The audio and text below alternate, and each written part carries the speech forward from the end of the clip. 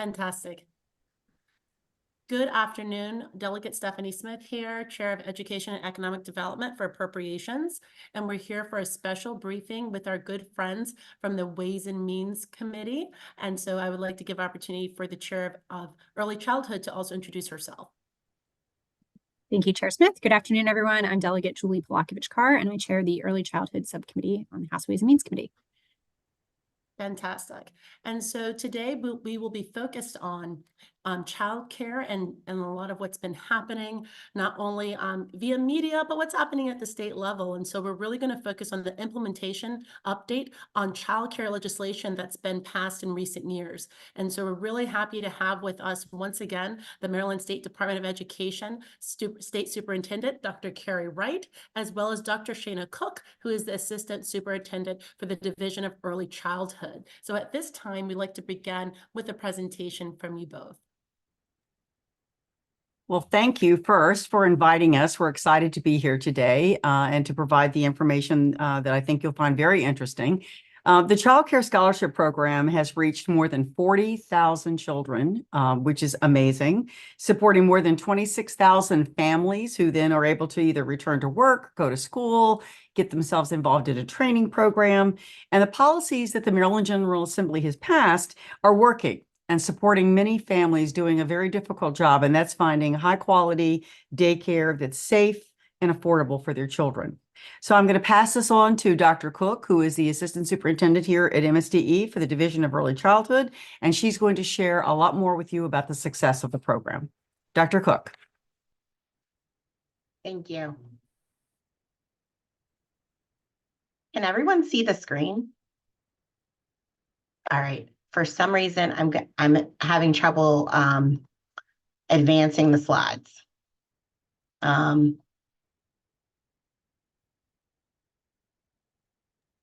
This is Michelle Lambert. So we have a staffer who will help you advance the slides. So just say next slide. I believe they're working on. Oh, okay. Got it. So they're sharing. I believe so. Let's try it. Okay. Next slide. Next slide.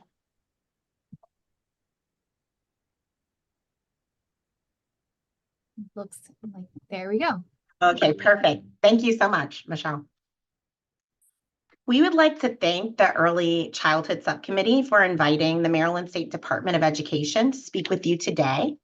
Through the Child Care Scholarship Program, Maryland has reached more than 40,000 children, supporting more than 26,000 families to go to work, school, or a training program.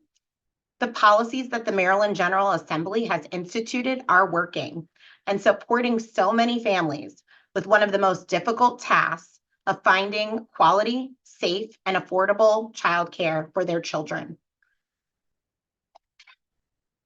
I would also just want to tell you that the focus of today's presentation is on the Child Care Scholarship Program. We'd love to come back to this committee to talk more about childcare and early childhood more broadly, if possible. In today's session, we will highlight how Maryland has been improving childcare access, affordability, and quality.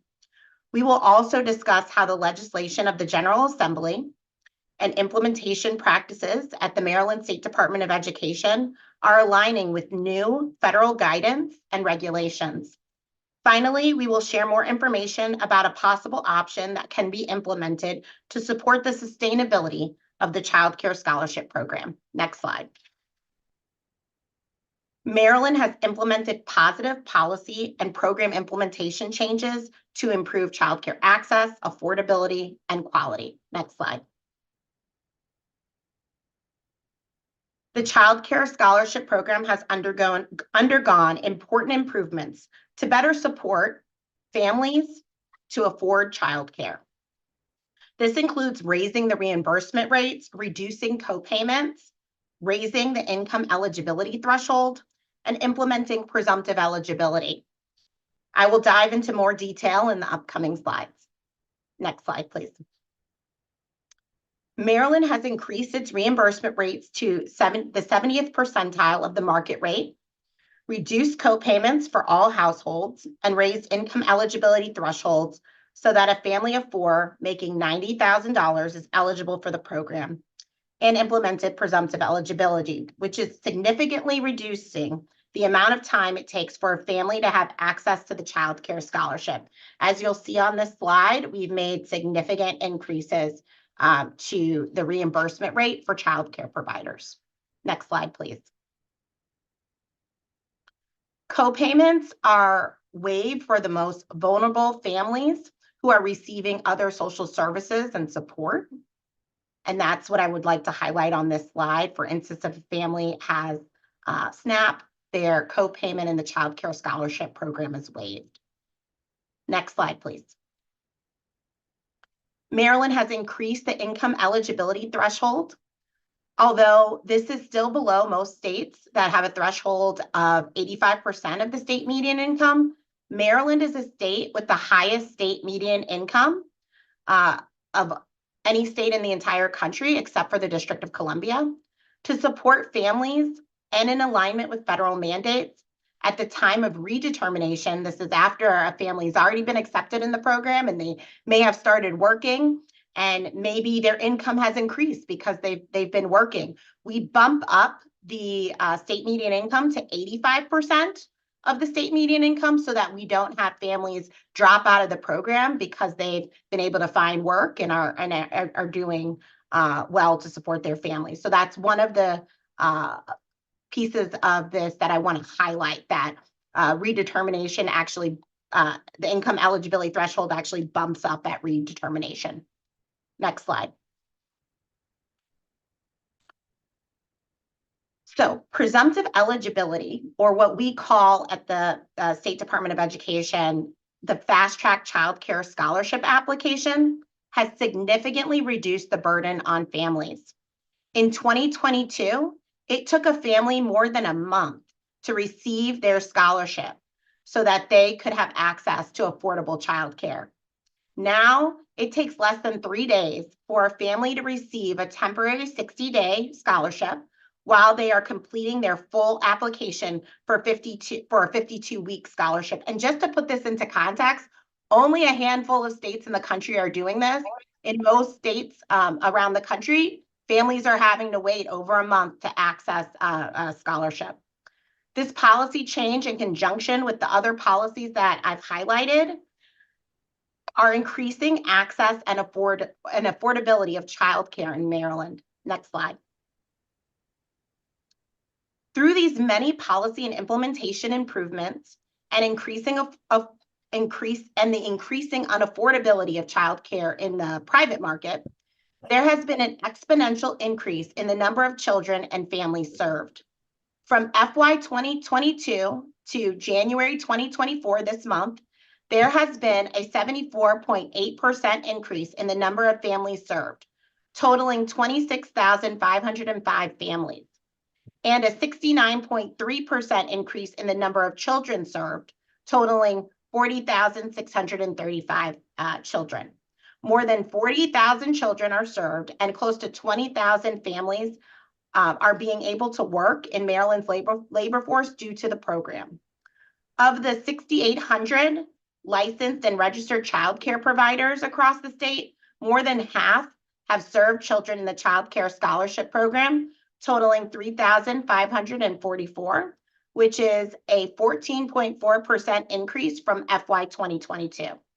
With these huge increases in the children and families served, there has come a structural funding gap of around $270 million, which the governor has covered in his proposed budget, which includes the implementation of a sliding scale co-payment. I will share more about the sliding scale co-payment proposed option later in this presentation. Next slide. In addition to improving access and affordability, the state is investing in quality. All child care programs must participate in Maryland Excels if they're receiving the child care scholarship. The state's quality rating and improvement system is what Maryland Excels is. Maryland is now supporting quality with bonuses for child care programs, no matter the setting. These bonuses start at $1,000 for improving quality. And just to give you a frame of reference, about 2 years ago, we were investing about $250 at quality rating 1. So this is a market improvement. And in comparison to other states, this is a very aggressive investment in quality improvements in childcare. The Maryland State Department of Education is monitoring the impact of this new bonus structure on quality of childcare programs accepting the childcare scholarship to ensure that our families not only have access and affordable childcare, but they also have quality programs that they're entering. Next slide. Amid many of these policy and program implementation changes, the Maryland State Department of Education continues to offer technical assistance and stakeholder engagement sessions for both families and childcare providers. In 2023, we held about 22 technical assistance sessions, office hours, and information sessions, averaging about 2 per month. These sessions will continue at a higher rate in 2024. Next slide. In addition, the Maryland State Department of Education is supporting the infant and toddler supply by partnering with counties and local education agencies to conduct supply and demand studies, as well as helping both private providers and LEAs to understand how to blend and braid funding streams at the federal, state, and local levels. And I've given you some examples here. So there are programs that are using state pre-K funding to support children during the 6.5-hour school day. And they're using the Child Care Scholarship Program funding to fund children before and after school. So that's one option for blending and braiding funding. Some schools are using Title I funding and the state blueprint funding to invest in the 6.5-hour day. They also might be using Head Start funding to invest in the 6.5-hour day. Private providers are using Head Start funding and state blueprint funding blended together to invest in the 6.5-hour school day. This blended funding helps to increase teacher salaries in alignment with federal guidance from the Office of Head Start at the Administration for Children and Families. Then they are using the Child Care Scholarship Program, even in that instance, to support before and after school care for children. And finally, Title I, Blueprint Pre-K, Head Start, and Child Care Scholarship funding can be blended together to support children in a school setting. The Maryland State Department of Education is developing guidance on how best to blend and braid these different funding streams, and we will be releasing that in the coming weeks. Next slide.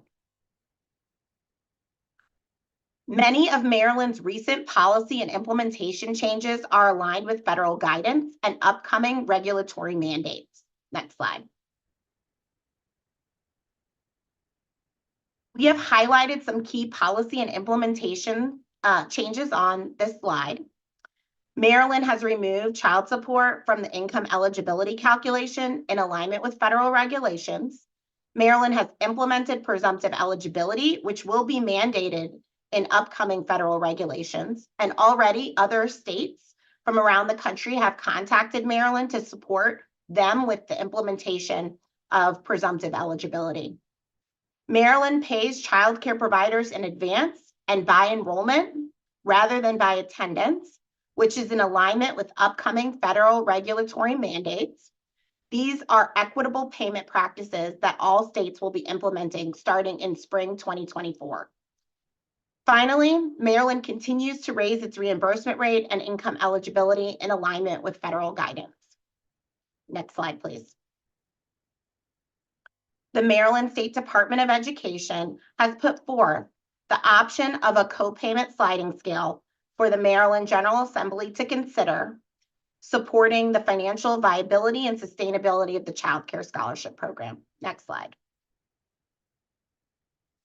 Before I discuss all the options that we considered in our analysis, I'd like to briefly discuss some key terms.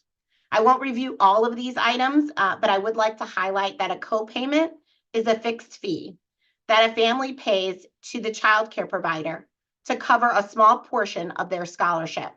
A waived co-payment is a fixed fee that the State Department of Maryland pays to the family's child care provider to cover a small portion of the scholarship. The market rate is the going rate for childcare. across regions in Maryland with a similar cost of living.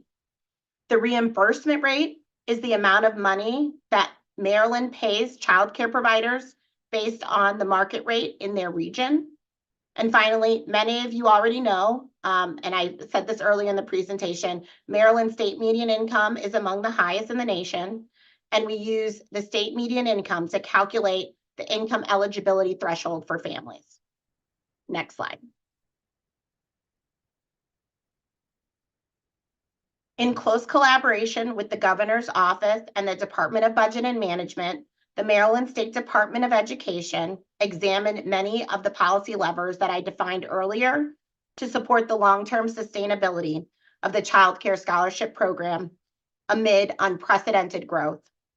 We analyzed policy levers such as reducing the income eligibility threshold for families, increasing the amount of money families pay each week through a co-payment, given that most Maryland families in the program currently have their co-payments waived, reducing the amount of money used to reimburse childcare providers by lowering the market rate percentile. And we also looked at freezing enrollment in the Child Care Scholarship Program. Let me be clear.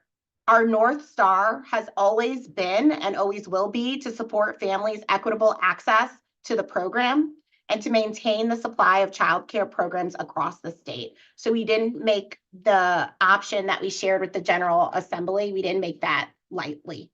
Next slide. The proposed Child Care Scholarship co-payment sliding scale is structured so that the lowest income families in our state, who are 35% of the state median income or under, have their co-payment waived. Families between 36% and 54% of the state median income would pay a co-payment of 3% of their gross income. For example, a family of 4 making about $43,000 to $65,000 would pay approximately $5 to $18 a day. A family of 4 making above $66,000 and at the maximum around $90,000, or 55% of the state median income and above, would pay 7% of their gross income, or about $24 a day. This is the maximum co-payment a family would pay, even if they have more than one child enrolled in the Child Care Scholarship Program. In addition, families who currently have a scholarship would be held harmless until redetermination, which happens every 24 months. This aligns with upcoming federal regulations that we anticipate will go into effect in the spring that mandates the Child Care and Development Fund lead agencies cap co-payments at 7% of a family's gross income. It is important to note that states in more than half of the country charge families more than 7% of their gross income in co-payments, with the highest state charging a family 27% of their gross income. Maryland's sliding scale ensures that families are paying a co-payment proportional to their income. Implementation of the co-payment sliding scale is projected to save the state $25 million annually, helping to mitigate the overall cost of the program as it continues to scale and reach more families and children. Next slide. That concludes our presentation today. Thank you again to the Early Childhood Subcommittee. We're prepared to answer your questions. Thank you. Chair Polakovich-Carr, I would like to go ahead and let you get started with Ways and Means. Thank you, Chair Smith. And I just want to say thank you, Dr. Cook, Dr. Wright, for being here and for the presentation. I'd say the fact that 100% of my subcommittee is here shows just how much we all care about this issue and how important this is. And with that, let me recognize Delegate Ebersol for the first question. Thank you, Madam Chair. I have a handful. I don't know if you want me to do them at once. Some of them are real quick questions. That would be fine. Okay, for clarification, the bonuses in slide 10, are they annual and are they ongoing year over year if they're annual? Yes, they're annual and they're ongoing year over year. This is actually a part of Blueprint, and it's a carve out of Blueprint for funding and to improve overall quality of the entire child care field. but it also is a lever to improving quality in the child care scholarship program. Yeah, thank you. When you say you remove childcare support, this means that when we're calculating someone's income, especially if they're a single parent and they're receiving, that will not be counted as part of their income, right, in that calculation. That's correct. Okay, thanks. So the copays, you walk them up a certain distance. Where do they tail off entirely? In other words, where does a parent no longer get a copay but has to pay full? What salary level or what percentage of poverty, or where are we on that? Right. So it's by state median income. So you're asking at what point does a family not have to pay a copayment? No, at what point does a family no longer enjoy being able to pay a copayment rather than paying full fare for childcare? So for a family of 4, if they're making above $91,000, they're no longer eligible for a copayment. But this does get recalculated from year to year because the state median income can shift from year to year. So that figure may be different, but that's for a family of 4. So it also goes by family size. So that influences the calculation. You just gave several good examples, and I was curious kind of where, in that set of examples where the top was, and I appreciate that. One last one, if I may, Madam Chair. Thanks. I'll try to keep them short with easy answers. This one's going to be a little longer. In slide 9, you talk about how 50% of childcare providers are participating in the scholarship, a little over, a little under, I think, 50%. So do we have any speculation as to why we're not encouraging other childcare providers in, or why they're not joining in or not participating in the scholarship program? It's about half of them are not, it sounds like. Right. So that actually is an improvement of about 15% from FY 2022. So we are slowly creeping up there with the number of childcare providers who are opting in to participating in the childcare scholarship program. Now, there are a number of childcare programs who may make the business decision not to participate because their clientele in their community may be higher income and may not be eligible for the childcare scholarship program. This is one of the reasons why we're hyper-focused on conducting supply and demand studies, so we can really understand the need that families have, where families are located, where the childcare programs are located, and we're envisioning creating a mapping system so that you'll be able to see, say I'm a new childcare center and I'm opening, I'll be able to target my market in a very specific way because I'll know what the demand is in my community and what families are demanding what service and what's the income level of the families. So it's really about catering to the needs of the community. There also may be programs where families are 100% below the federal poverty level, for instance, and that is really covered under Head Start. And so there might be a program that's just focused on Head Start and they may not have the child care scholarship. There are instances where I described earlier where that funding is blended and braided, but there are instances where that occurs as well. Thank you. That's a helpful answer. Thank you both, Dr. Wright and Dr. Cook, and thank you, Madam Chair. Thank you. Okay, I'm going to switch over. I believe Delegate Solomon had his hand up. Thank you, Madam Chairs. And it's nice to be back with my friends on EED. Thank you for letting me join the hearing today. And Dr. Wright and Dr. Cook, thank you. I just want to start off by saying thank you. We've worked, our committee, individually, we've worked with you all since literally the pandemic was at its worst stages to figure out how to strengthen the child care program, and then really, as we emerged from the pandemic, how we grew it. And I think the numbers that are evident in here, are just really shocking in a good way, right? We don't normally see, these kind of gains in these programs where, this is the difference between a family and a parent being able to go to work and have a really amazing job, that sustains families and lifts children out of poverty, and not, and when you dig into the actual numbers, it's, like you said, we've more than doubled enrollment since our COVID low.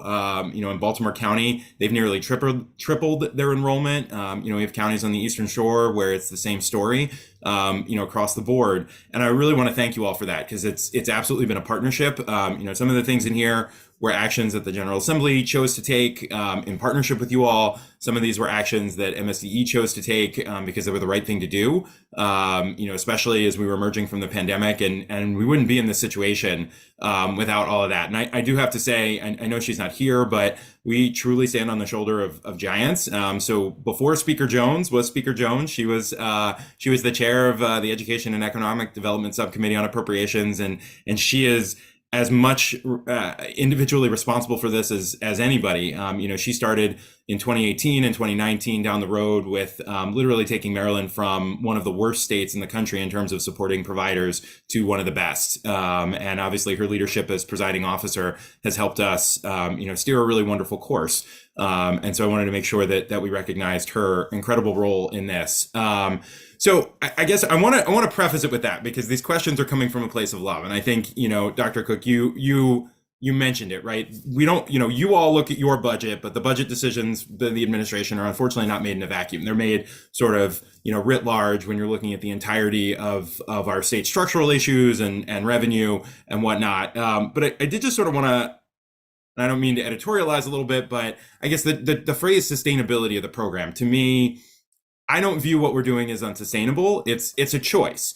And I think for many of us, the copay piece is a choice, right? It's not that the program is running out of money. We globally are choosing how much we want to allocate to it, where we want to put our resources. And, I know we're going to hear from the comptroller about, just how expensive childcare truly is. And even that $24 a day adds up to, depending on whether you're paying for vacation weeks or not, and anybody with little kids knows, depends on what your individual provider is, it could be as much as $6,300 a year for a family making $90,000. And I will tell you, in my county, in Montgomery, and in many of the specifically central Maryland counties, $90,000 a year doesn't get you very far if you've got two young kids. And so adding, an extra $6,300 to a family that's, maybe their only experience with a childcare program so far has not been paying a copay because they've had a kid that's been born, during the pandemic. And again, I think that was one of the smartest things that you all decided to do. So I guess my first question for you, Dr. Cook, is just to be clear, the federal regulations that are, I know, they haven't come out, they haven't been officially finalized yet. They are not, the 7% is a ceiling. It's not a floor, correct? Correct. So we are under no obligation by federal regulations. We're not able, we can't charge more than 7%, but there are, a couple of states, I think New Jersey and New Mexico in particular, that have basically just eliminated copays. So, we could choose as policymakers, working in conjunction with the administration, to make the sustainability of the program different, to choose to fund more. And I think we will have a robust conversation about that as we dig into the budget. And sort of along those lines, I did want to ask, because we've had this conversation before, how many eligible families do you think, even with this incredible gain, how many eligible families do you think we're still serving? And I know sometimes it's hard to get what is the universe of the ultimate eligibility, but if you would mind sharing what you think that number is, even if it's a rough estimate. Yeah, we estimate that number is around somewhere between 15 and 25%. Okay. So there's still work to do to serve eligible families for this program. Now, some of the numbers are not captured in that. For instance, when I was talking about Head Start, so there might be children who are in Head Start who aren't counted in child care scholarships, so they are getting covered in some ways, but there is more work to do to serve all eligible children, particularly those who are the lowest income. Right. And I have to say, again, I don't even think you mentioned this. I mean, you and Dr. Wright have told me MSD is finally advertising this program, which again, I think is a incredible kudos to you all, for understanding how to dig into that, how to, as you were saying before, digging into it by census tract to figure out where those neediest families are to try to find them. I think, the governor has talked about one of our big goals should be making the government of Maryland work better for Marylanders. So we're not even, even if we're not finding new families, we're finding families that are already eligible, and we're just giving them a little bit of a nudge on how to get the supports they need to be able to help their families. And I think, again, that's a really untold story of the incredible work of you and your team. The last question that I want to ask, and Madam Chairs, thank you for your indulgence on this, is, again, the budget is not written in a vacuum. And so I ask this with coming from a place of love, but I think some of us were also concerned about one of the provisions that was in the BRFA. And for those of you watching, the Budget Reconciliation Financing Act, the best acronym in Maryland, BRFA, which is, the policy changes that go along with the budget. And last year, the Senate and the House made a deliberate choice to pass a piece of legislation to make sure that you all essentially gave us notice when there would be any substantial changes to enrollment, co-pays, or income eligibility for the program. And that was because, frankly, long before you all have been here, I think MSDE made a lot of decisions and sort of cut the General Assembly out of the process, and the program was not working for families. And we wanted to make sure that that didn't continue to happen. And so one of the BRFA provisions takes out any notice on essentially putting in a wait list, which is a pretty big deal. So I guess there's sort of the primary question I want for you, because I think we'll tackle the BRFA obviously as a committee and a General Assembly, is do you all have any plans this year to put a wait list in place? Yeah, we don't have any plans to put a wait list in place, but we are closely monitoring enrollment. I can tell you from June 2023 at the close of the fiscal year to January this month. So it's only a 6-month time span. We've increased the enrollment in the program by 10,000 children. So the enrollment is increasing. We have some projections on where it's going, but because it's increasing exponentially at a high rate, we don't know when it's going to flatten out. So we'll be monitoring the enrollment levels very, very closely. We'll be in close communication with the General Assembly and Department of Budget and Management and the Governor's Office, just to keep everyone abreast of the situation. But we did base the overall budget on projections that had a range. And so we made the best projection that we could, but we're monitoring the situation just in case our projection outpaced or the reality outpaces our projection. Okay. Well, that's really good to hear. I mean, I think, again, a wait list for us, I think would be, or I will speak for myself, I think would be a really terrible policy to re-implement. That is, as I said, every family that gets a childcare slot is another parent that can go to work, is another kid that's being prepared for school, and that's another taxpayer that can put money back in the coffers of the state. So again, Dr. Wright, Dr. Cook, thank you so much to your team for all the incredible work and the partnership that you've given to us. And again, Madam Chairs, thank you for indulgence on the questions. I know that Chair Palakowicz-Carr, you have several members of your subcommittee that have their hands up, but I do give some liberty when no one else on the subcommittee has questions. So thank you, Delegate Solomon, for stepping up. Next to Delegate Henson. Thank you, Madam Chair, and thank you to the department for the presentation. Much like my colleagues that preceded me in commenting and questions, I want to thank you for the expanded eligibility and how you all have implemented that and the real thoughtfulness and intention behind it. I know in my district, I represent Annapolis and the surrounding parts of Anne Arundel County. I've certainly gotten great feedback from constituents about the fast track eligibility and the different features that you've implemented to make the program more accessible for families of different income levels and with different needs. I have a question around the eligibility piece on kinship care grants. Can you help me understand if that's a new feature of the program? How does that work when someone isn't utilizing a child care center or even a home-based center, but they have a relative or someone else who's qualified that's providing the child care? Yes, so we classify that as informal child care. And so those families are still eligible for a child care scholarship. There is somewhat of a parallel process for that. Across the state, there is a lower number of families who receive a child care scholarship through informal care, but that is available. And so the family would complete their application through the the family portal for the child care scholarship, and they would indicate that they were receiving care through an informal provider or a relative, kinship care. So that is covered in this program. And we definitely, to Delegate Solomon's point, we've done a lot of advertising. We could do some more advertising on, for that particular segment of the population, because we do want to support informal care providers, kith and kin care providers as well. Thank you for that. And I want to just flag that as something that has, in my opinion, been a way that the department is being more culturally responsive for the different types of childcare that different families, different communities have established, to have a reimbursement for that, for people to be able to utilize the scholarships for that purpose. And the feedback that I've gotten in my district, that certainly has been well received. If I am permitted a second question, Madam Chair. Certainly. Thank you. I want to ask about payments to providers. I know that during the pandemic, we had some issues with providers getting paid timely. And then post-pandemic, I've heard some mixed results on that as well from providers in my district. Can you help me understand what, if any, challenges are there and how we're doing with getting timely payments to providers? Absolutely.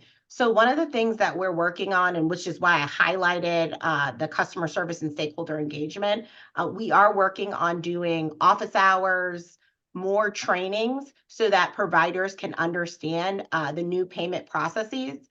One of the things that we've implemented is advanced payment and payment by enrollment.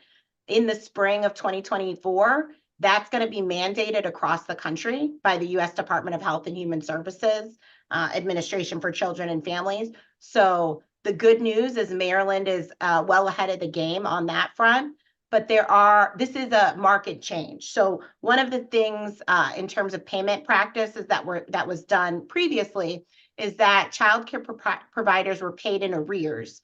After they rendered the service, it could take up to 15 days to process the payment. Now, childcare providers are getting paid in advance by enrollment. And so how I would describe this is that in K-12 on September 30th, there is a snapshot taking of the number of children enrolled in public schools. This is something that's done similarly in childcare each month. So we're looking at the number of children who are enrolled in a program at the end of each month. So for instance, I'm making up this date, but this is for an example for this purpose. So on Friday, the 26th, we might see what children are enrolled in each childcare program across the state.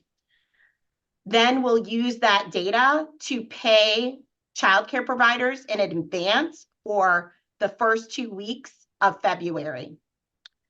There might be a child who enrolls in a childcare program on Monday, the 29th, after that enrollment snapshot is taken.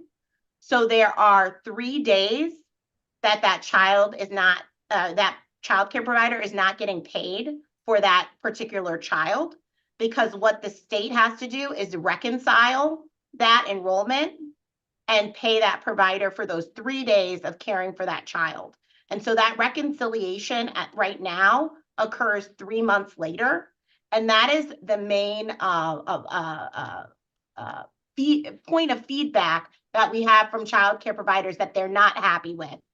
In fact, the Maryland State Child Care Association conducted a survey, which they've shared with us, where it was highlighted that this is a major problem. We've had many office hours and feedback sessions from providers who've also shared this information with us.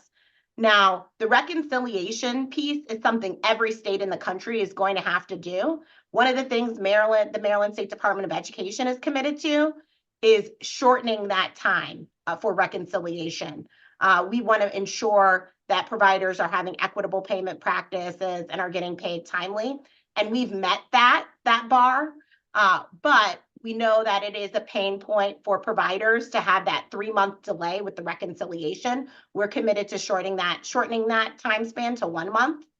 And so that's something that we're currently working on. It's a technological systems change and also some process changes that we have to test out in a user environment and ensure through UAT testing that it's working, it's effective before it's rolled out. So that's something we're actively working on right now and is a high priority. Thank you for being responsive to the feedback you're getting from providers and looking for some solutions to shorten that time frame. And please keep us updated on any changes that are made so that we can communicate that to providers that may be constituents. Thank you, Madam Absolutely. Chair. Absolutely. Thank you, Delegate Henson, and I appreciate you raising that issue about the payment and timeliness of payment. I actually just As well, and everyone